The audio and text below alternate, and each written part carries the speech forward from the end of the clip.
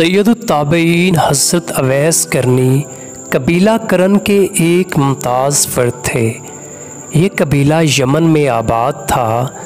अवैस नाम और अबुल खैर आपकी कुनियत है। उमर शरीफ के आखिरी हिस्सा में आपने अपना मस्कन कोफा को बना लिया था। एक शिकस्ता झोंपड़ी में आपने रहाइश अख्तियार की थी। ज़ुहद इबादत, तकवा और रियासत और इत्बा सुन्नत के लिहाज से आपकी हस्ती अदीमुल मिसाल थी। आप बेहद सखी थे। मेहनत व मजदूरी से जो कुछ हासिल करते इसका कलील हिस्सा अपने लिए रखकर बकिया सब का सब गुरबा व मसाकीन, यतीमों, अपाहजों और बेवाओं को अता कर देते थे। एक दिन सैयद आलम सल्लल्लाहु अलैहि वसल्लम ने सहाबा कराम को मुखातिब करके इशारा फरमाया, यमन में एक मोमिन है जो मुझसे मोहब्बत रखते हैं। इनका नाम अवैस है। वो कभी तुम्हारे पास आएंगे। अल्लाह ताला के नज़दीक इनका मकाम और इनकी मंज़िलत का ये हाल है कि वो अगर कोई कसम खाएं तो अल्लाह उनकी कसम पूरी फरमाएगा। अगर तुमसे मुमकिन हो तो अपने लिए दुआए मग़फ़रत की गुजारिश करना। बाज़ सहाबा ने अर्ज़ किया, या रसूलुल्लाह सल्लल्लाहु अलैहि वसल्लम, अवैस का हुलिया क्या है? आपने इरशाद फरमाया, इनका सीना फराख है, कद मयाना है, रंग गंदुमी है, दाढ़ी सीना तक फैली हुई और जिस्म छरेरा है। वो हमा वक्त नज़र नीची रखते हैं। इन्हें ज़मीन में शोहरत नहीं लेकिन आसमान में मशहूर हैं। इनके दहाने, पहलू और हथेली पर एक चमकता हुआ निशान है। क़यामत में अल्लाह ताला बहुत सारे लोगों के बारे में इनकी शिफाअत कबूल फरमाएगा। जब तुम इनसे मिलो तो अपने लिए इस्तिग़फ़ार कराना। कुछ अरसा के बाद यमन के ताजरों का एक काफ़िला मदीना आया। हज़रत उमर और हज़रत अली ने अवैस करनी का हाल दरियाफ़्त किया। उन्होंने कहा, इस नाम के एक शख्स यमन में ज़रूर हैं लेकिन वो गैर मारूफ़ हैं और यमन वाले उनकी कोई ख़ास इज़्ज़त नहीं करते और उन्हें दीवाना और वहशी समझते हैं।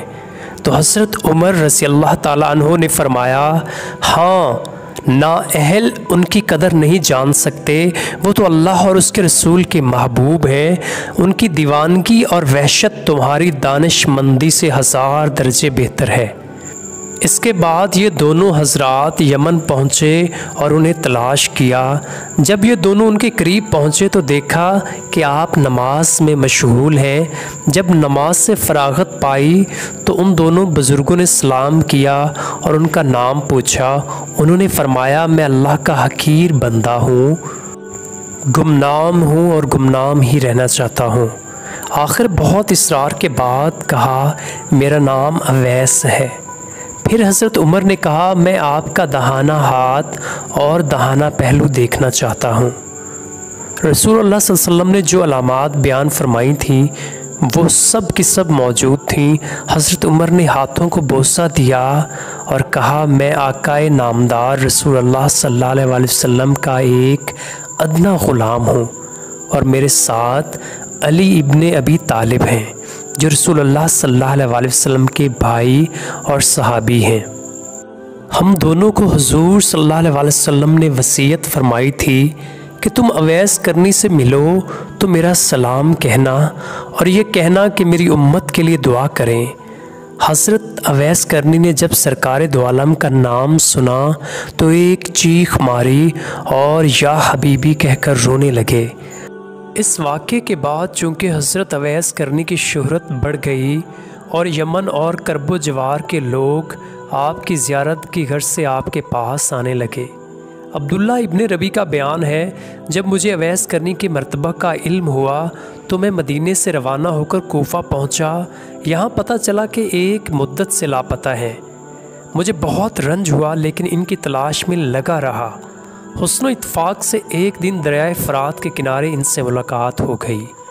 हज़रत अवैस ने कहा, सोते वक्त मौत को अपने सरहाने और जागते वक्त अपनी आँखों के सामने रखो और इस बात को ज़हन नशीन कर लो कि हज़रत आदम, उनकी बीवी हवा, हज़रत नूह अलैहिस्सलाम, हज़रत इब्राहीम अलैहिस्सलाम, हज़रत मूसा, हज़रत ईसा और वो जिनके लिए ये कायनात मुअर्रज़ वजूद में आई यानी मोहम्मद रसूल सल्लल्लाहु अलैहि वसल्लम ने वफ़ात पाई।